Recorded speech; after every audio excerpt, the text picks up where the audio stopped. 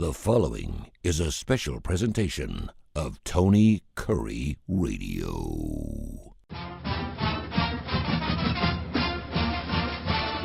All right, folks, welcome back to the UAB Director's Chair. He's the athletic director for your UAB Blazers, Mark Ingram. I'm Tony Curry. Of course, show airs at least 5 days a week right here on TKR, where we get your favorite podcasts. We're available all over the place. Mark, I have not talked to you in, has it been 3 weeks, 4 weeks? What's Feels been like going on? a year, Tony, but it's been a couple weeks. Yeah. We were talking before. It's summertime.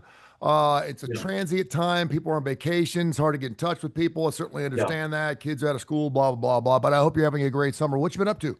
Yeah, I had a great summer so far. You know, our coaches have had camps. They've been recruiting in the month of May, and they've had camps in the month of June, which basically kind of wrap up at the end of this week.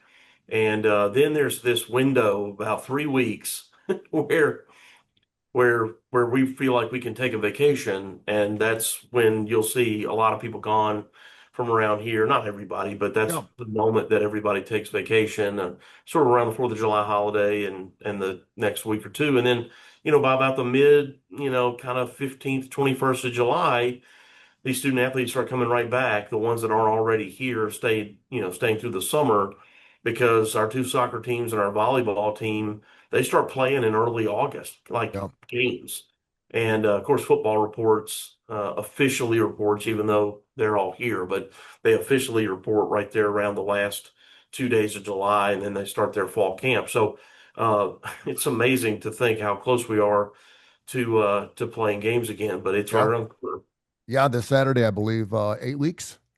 I think it's 8 weeks, 56 days, something like that, till college football. I mean, it's close. And for us, we play 2 days before that, so even less. Yeah, I'm so glad to have you on today for a lot of reasons. First of all, if you listen to the show, the UAB Director's Chair, I love having athletic directors on. You're the only athletic director I have on, but I can get coaches on. We can do X's and O's, and that's great. And certainly, I know people would love to hear Trent Dilfer on this radio program, and you have. But I love to have you on because I feel like you could pull the curtain back on what's going on in college sports right now, and a lot has happened over the last 3 weeks, particularly with this House versus NCAA gig, and it appears now that everything's been signed, sealed, and delivered. We're going to have some roster size limits, no scholarship limits. Could you basically, and if you've listened to our previous shows, you've gotten at point blank exactly what's going to change and how it's going to look or feel or smell different this college football season. But could you please kind of go over some of the big points and how it directly affects UAB and now that this thing's put to bed? Yeah, sure. Well, the start of it was a settlement that included back pay for 10 years to student athletes and only in the Power Four conferences, but it's paid out by every single NCAA institution. Wait, but back up real quick. Was there a reason, who came up with that 10-year thing? I know you don't have the answer to all these things, but was there a reason why it was 10 years, not 15 years, 5 years, why it was retroactive? What was the situation there? Well, I don't know the actual answer, but it was just, that was the number they settled on. You can't go back. Was there a case 10 years ago that was a good starting point? Was there something related to the House versus NCAA that had to involve a case 10 years ago, perhaps? It was longer ago, and it's what everybody, if you remember Ed O'Bannon, the basketball player from UCLA, that has for years been referred to as the O'Bannon case, where, he sued because of this. He was just like, UCLA's made all this money from me and from my name and my image, my likeness, and I've got nothing out of it. And so that was a bit of the first pry bar in there to try to loosen this thing up. But so yes, but I don't think that 10 years necessarily marks a particular date as much as just this recognition and agreement that you can't go back to every single living former student athlete. So they chose, okay, so look, we will settle on 10 years, and it pays. Each of those student athletes has to sign up to receive a payment. So they've been notified through the mail and through email and all other forms. Is this every student athlete? Every football, men's basketball, women's basketball player from Power Four conferences only. So the joke of that is, you take, just looking at our teams, some of the great players that we've had, Jordan Walker was the player of the year. Yaxel Lindeborg was the defensive player of the year twice. Um, these guys, they won't get a penny because they were at UAB and not there. Now, a guy like Trey Jemison, for example, who played at UAB, started his career at Clemson. Trey will probably get a little money from Okay. this. Eric Gaines, who started his career at LSU, will get a little bit of money. How much money, how they're breaking that out, I don't know. And think of it like a unit, like a year would be a unit. They'll get some units for that, but um, otherwise, the G5 players are not going to get any payment, but we UAB have to participate in funding those payments. So even though our kids aren't going to get them directly, and that's the unfair part of it, is that we have to participate. So it's going to cost us 417,000 a year for the next 10 years. And the year we're in that we're closing out is year one. So we had to prepare in our budget for So that fact. roughly a little over $4 million you're gonna be paying out over the next 10 Yeah. years. Yeah, 4 point, And one. what do the Power Four schools have to pay? Yeah, that's different conference to conference, and it's a seven-figure number. They've never disclosed what that number is, and yeah, it's a bigger number, but they also preemptively took all the money from the new multi-team, 12-team, now going to 14-team playoff from the college football, from the CFP. So they took that money to offset this. Hmm. But then we all had to participate. So that's a bit of a negative. So 10 years of that. But now starting July 1st and in perpetuity, it seems like we will now do what's called revenue sharing with our own student athletes. We are allowed to spend up to $20.5 million on paying players in any sport we wish. Primarily football and men's and women's basketball is what everybody will be doing, but that will slowly cascade out to every sport, and this is at every school. Um, it's important to hear that term revenue sharing. It's not profit sharing because there are probably less than 15, maybe even less than 10 schools in the country who make a profit Hmm. without help from their university, without any help from the university. Like even the ones who advertise that they don't get help, they do. They get what's called indirect support. So let's say indirect support could be things like there's an on-campus facilities entity that pays their utilities, or they have lawn maintenance that like groundskeepers that mow the grass, maintain the flower beds. Maybe they don't. Maybe the biggest schools have their own grounds crew for their athletic fields. Yeah. But what about just the grass out in front of the building? Who mows Hmm. that? And Yeah. there might be a central unit that mows that. So there are even the places that say they don't get anything usually get something. Might be small, but something. Um, and so why do I bring that up? Well, you're doing revenue sharing. That means the only way to share any revenue is to take away from something you're already doing. So you eliminate this to take the cash, this service, to take the cash to then give it to the players over here. You're just robbing Peter to pay Paul. And it's Yeah. not just UAB. I guess to not use school names, um, one of the largest budgeted schools in the country told eight of their head coaches almost a year ago, about 8, 9 months ago, to stop offering scholarships in their sport so that they could take those dollars. And like if you were on one of those teams, Tony, what their plan is they're going to let you finish out on your scholarship until you graduate, but they're not adding new freshmen. They're bringing them in, but not on scholarship. So they can take the money and give it to their football, men's, and women's basketball players. And that's not enough to cover it. That's just one of the things they're doing to try to offset those payments, to create money for those payments. So if I'm bringing a kid in and he's not getting a scholarship, then he has to pay his own way. I mean, That's right. he's gonna do that through the revenue sharing. No, it's not going to do it through revenue Or, sharing. or If let's just pretend that sport was, I don't know, men's tennis. yeah. If one of those was, that means that everybody in the future, they will fund the tennis program at the same level, meaning paying the coach and the travel and gear and equipment and the facility. They're going to keep doing that, but they're not going to pay for scholarships. That means every player is basically a walk-on. And you think, well, why would they do that? Because the kids want to play.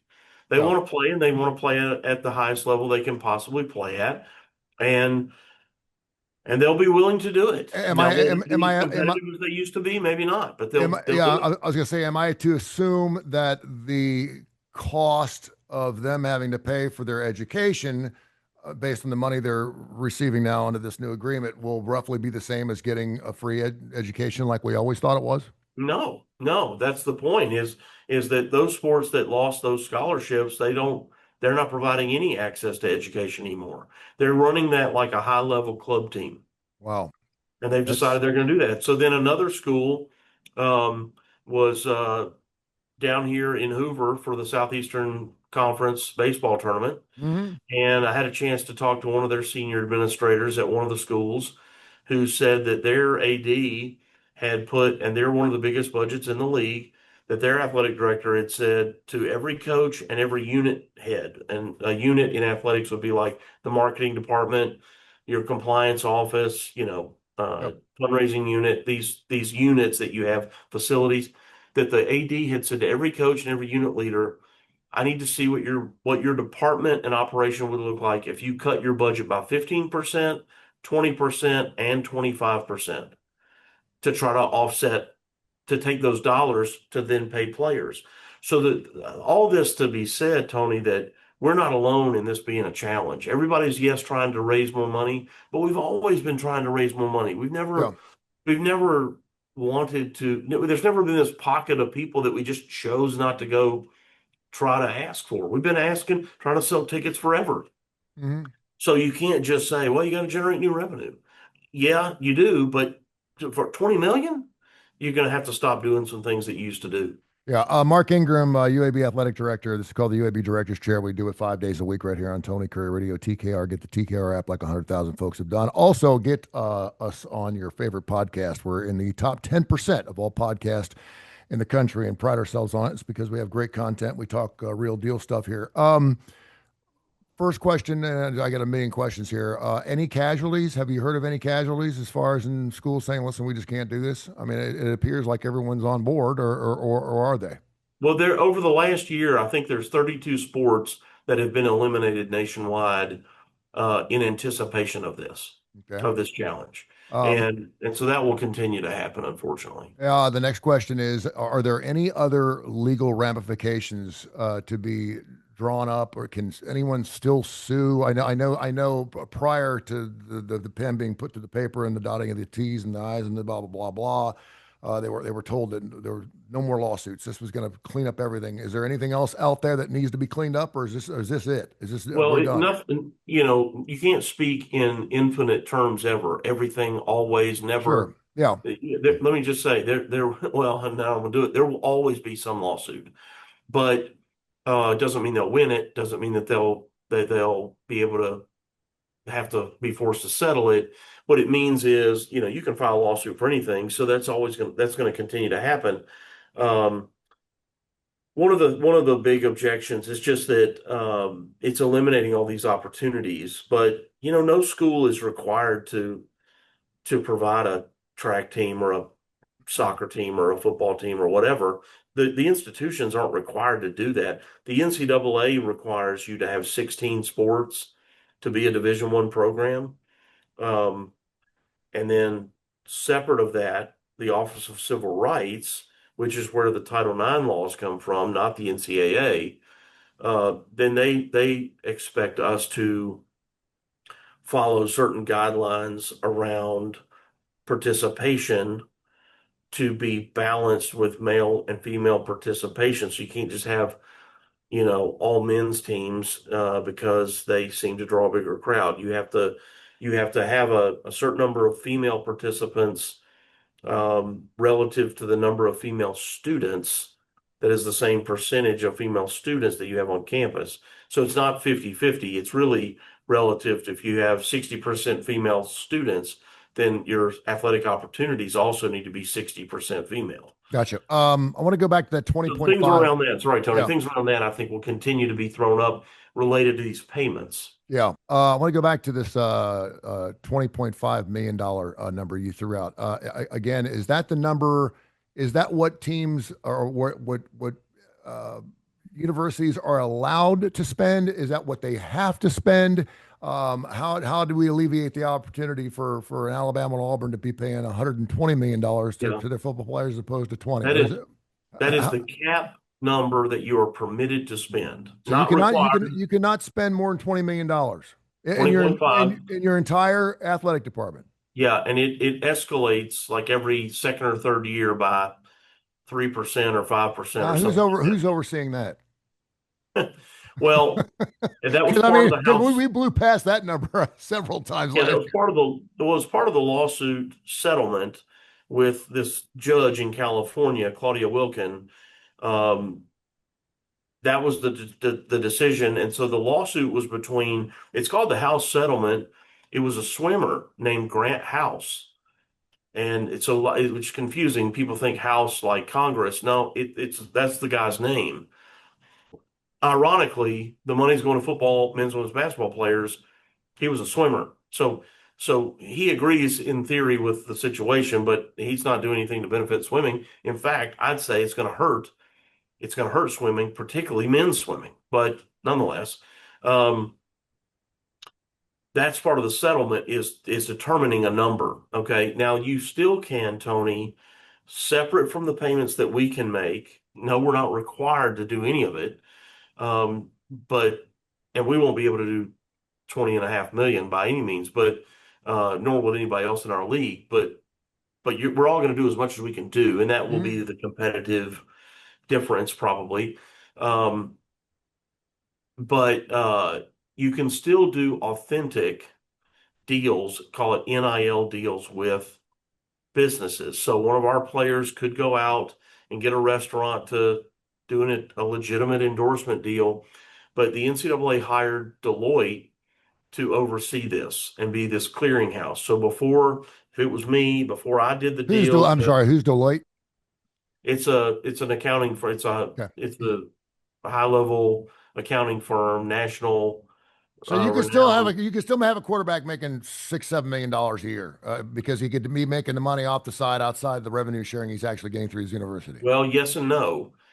Every deal that's over $600 has to be submitted to Deloitte for their review. And their review would be, do you as the player actually have that value?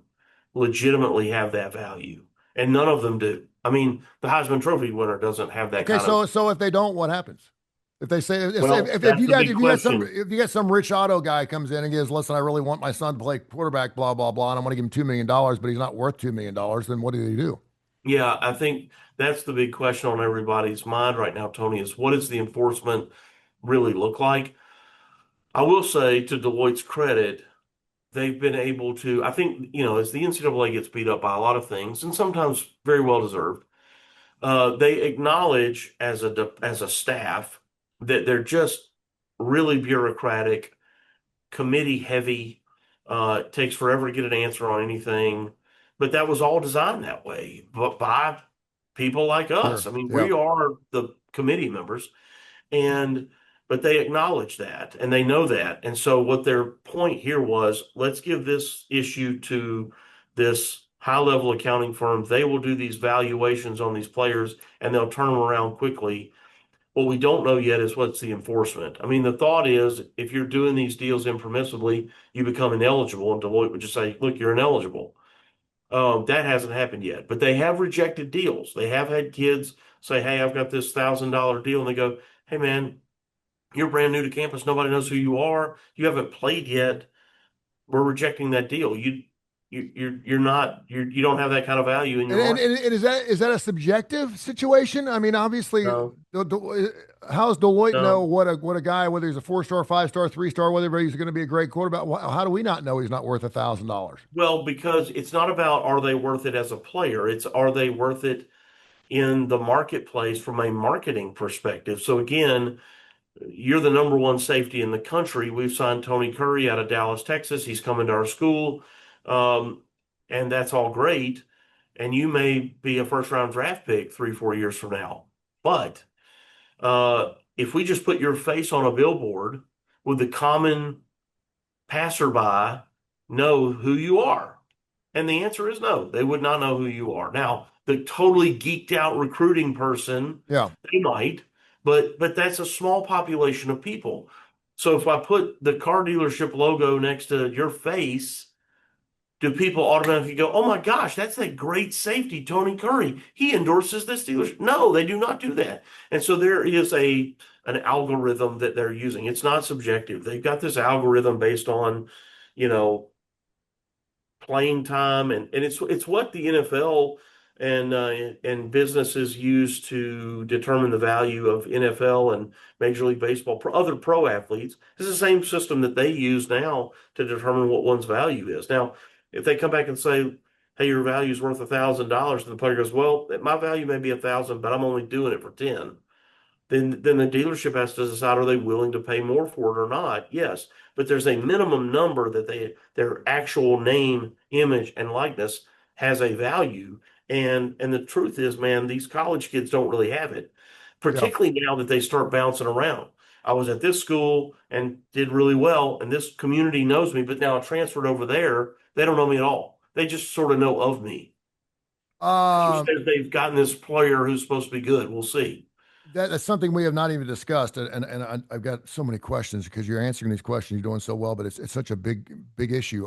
Roster sizes before we get into transfers, roster Yeah. sizes, they've been cut to what 105. Why is that, and how does that In affect you? football, yeah, in football it's 105. I think the initial, it's funny, your question is a good one, and I'm not sure everybody really knows why these two things were joined together, roster limitations, new roster limitations, compared to as part of the House settlement.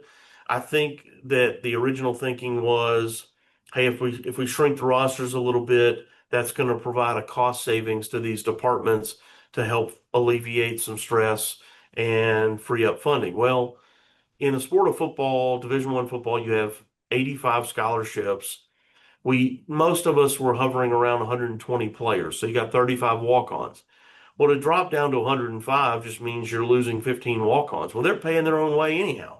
Yeah. So the savings, financial savings is if we ever had a team meal that included everybody. The gear that those 15 kids wore, we don't have to buy cleats and helmets and shoulder pads, etc., for them for their gear. But they probably weren't dressing out on game day anyway, so they didn't have a uniform, a game day uniform, which is separate and very expensive. Um, they weren't traveling, Now the real value, so there's some financial value, but not much. The Probably the greatest value is that, and it's not just football. Baseball's now 34. Women's soccer and baseball used to be 40 to 45. So there's a few. Women's soccer is like 27 or 28, and they used to be like 32 or 5. Mhm. So there's some smaller numbers across the board. Where the value hits us is if we, for example, if we felt like we needed one or two more trainers. Well, now for the total population of student athletes that we had, well, now we've shrunk that population, so we don't need as many trainers as we once Yeah. needed. So Yeah. maybe we don't need to add a trainer. So it's not a savings, but I'm not as desperately behind there. Academic staff, it's that much more laundry that the equipment guys don't have to do every day. It's that many more strength workouts that the strength coaches don't have to write and monitor and train every day. So it allows us from a student athlete welfare standpoint, for those that are still with us, it allows them to receive more attention, and that's a positive thing. Yeah. It's that many ankles that don't get taped every day by the trainers and rehab that they're not doing after practice. And that's a real thing. Yeah. But financially, there's not much of a Not savings. much. UAB Director's Chair. We do it every single week right here. We've been off the last few weeks because it's summertime and people are traveling, stuff like that. So happy to have Mark back on. He's the athletic director for the UAB Blazers, UABsports.com if you want to go to their website and check it out. Um, love, hate, Transfers. Some people absolutely love them because you can go from here to here overnight. Certainly understand that. And next thing you know, you get guys with like 7, 8, 9, 10 years of eligibility. I don't know how you don't have to sit out anymore. Has any of that changed? And I guess the biggest question is if you go to a school and you're getting paid and you decide to leave, do you have to pay that money back? Yeah, there was a point where there were some people saying we're not going to have buyout clauses with these athletes unless everybody's doing it. In fact, the AD from Penn State, Pat Kraft, who's a friend, he made a public statement, and his actual statement was, "We're not doing it unless Alabama does it." That's what he said. Okay. And um, and I don't know if Alabama's doing it or not, but they're in talking to other ADs, and I was at a national AD meeting a couple of weeks ago.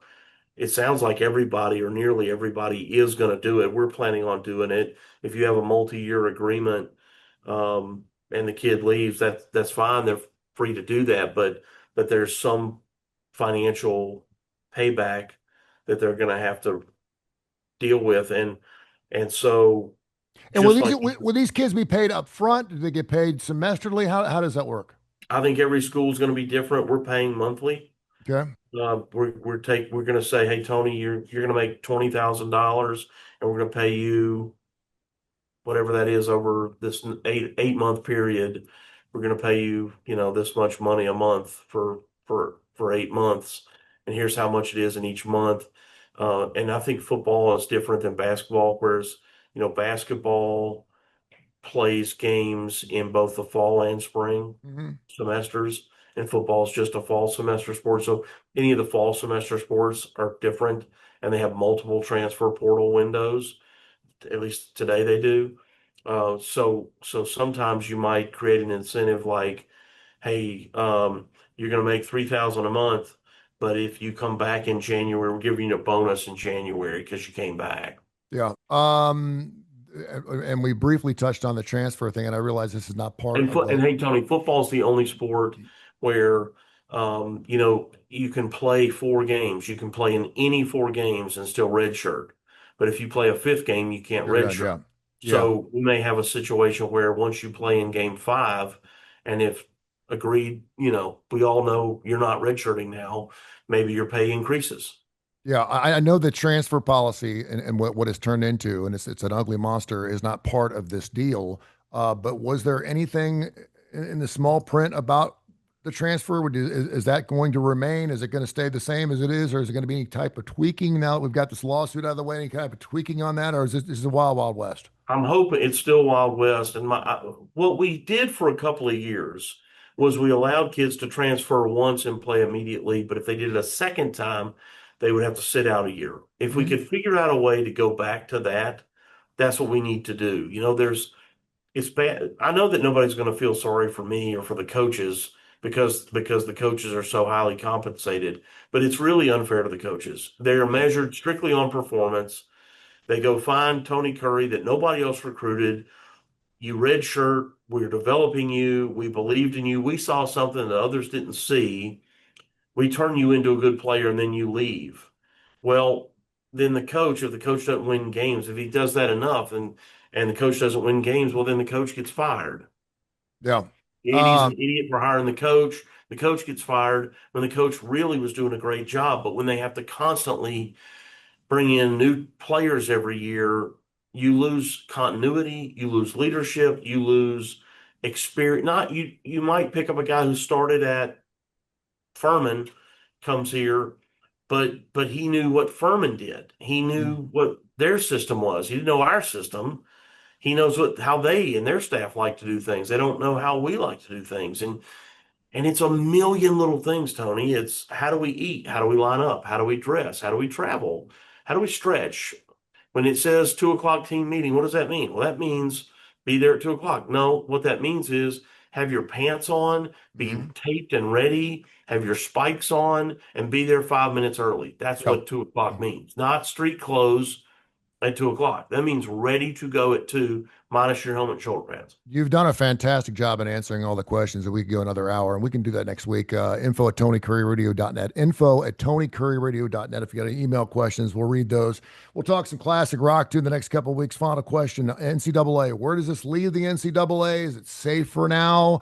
I know there was talk about perhaps a commissioner that was going to overrun everything, but it sounds like the accounting firm is going to be the oversighter more than even the NCAA is at this point. But where does this leave the NCAA?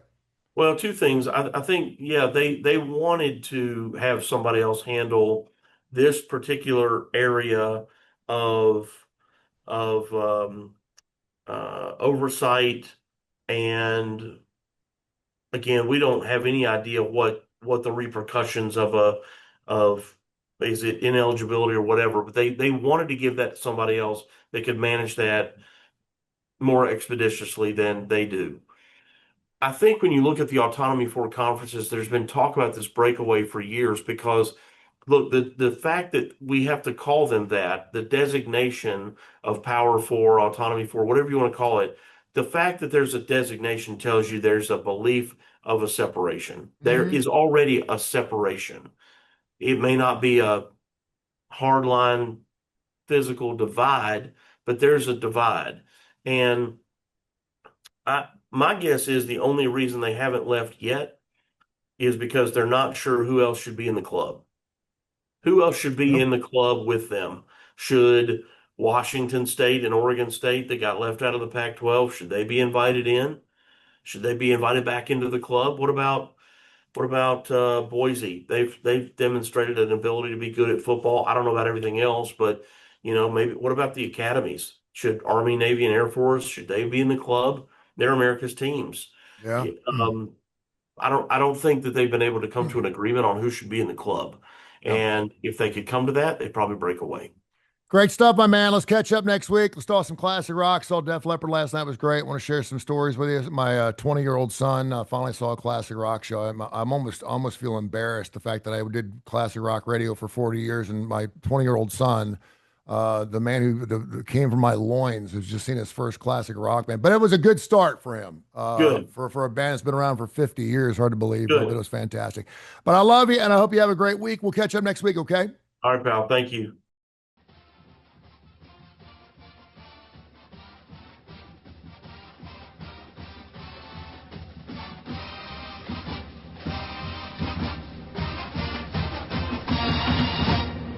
This has been a special presentation of Tony Curry Radio.